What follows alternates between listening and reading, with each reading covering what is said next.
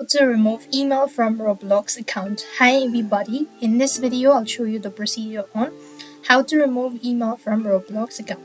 To do it so, you simply want to make sure to watch this video right till the end.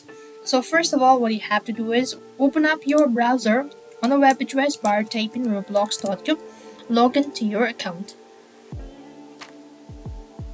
As logged in, click the gear icon from the top right and a drop down box appears. There, go to settings.